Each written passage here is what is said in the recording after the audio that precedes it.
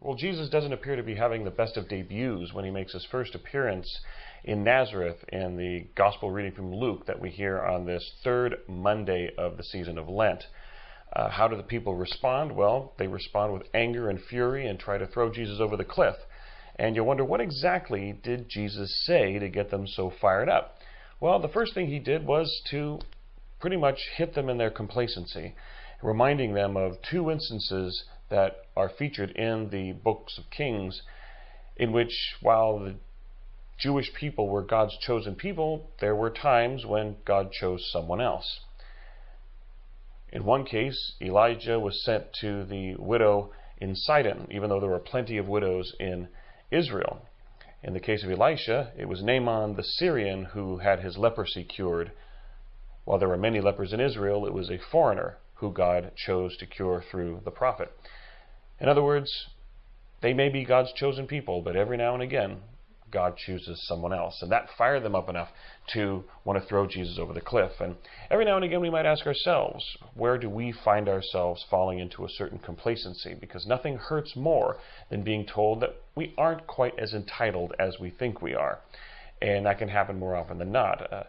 For example, a few years back, Pope Benedict XVI asserted the historical point that the Catholic Church is the church that Jesus founded, and traditionally we can trace our teachings and the hierarchy all the way back to the apostles. The Orthodox Church can also make that claim. And it's easy for us to say, yes, we are the proverbial true church, or the church that Jesus founded, until we are reminded statistically that while we may be the largest denomination in, say, the United States, statistically, the second largest denomination are the non-practicing or fallen away Catholics. It's not necessarily something to be proud of and something for us as a people to work on. Starting with our own children, where we might run into people who say they've been Catholic and practicing all their lives. They have been members of a parish for many, many years.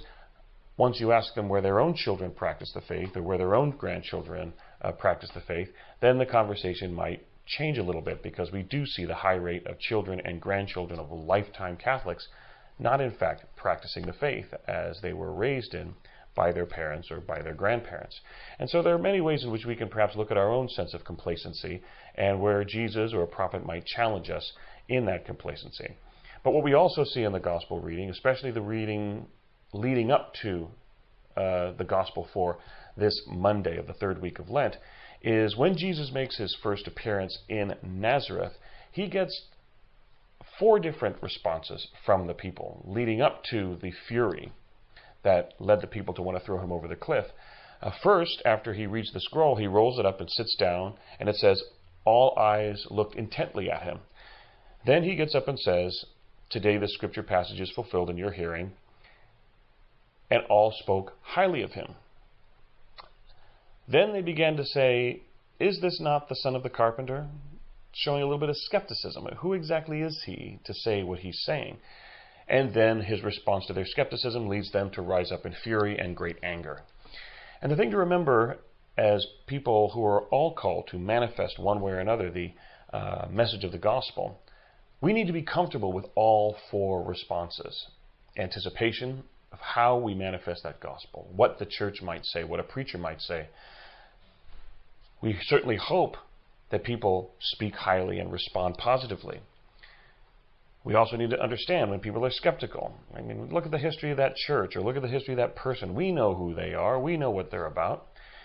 And we have to be ready when that message we're called to profess does in fact cause great anger, fury, and resentment, where people who hear it might want to throw us over the proverbial cliff or throw our church over the proverbial cliff. Sometimes there might be good reasons for it, which are reasons why people are skeptical. But as people who are called to manifest the gospel, we can't constantly be looking for the all positive response so that people only think highly of us because we're saying things that make them happy or things that are pleasing to them.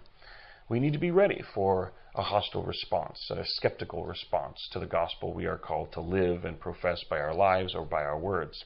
But in all things, let us not grow into a sense of complacency, but recognize our shortcomings, recognize the areas we need to grow as followers of Christ, recognize where we perhaps have failed and turn to God in sorrow, but always turn to God in gratitude, not a sense of entitlement for who we are as a people of faith called to preach the truth of that gospel regardless of the response we may receive.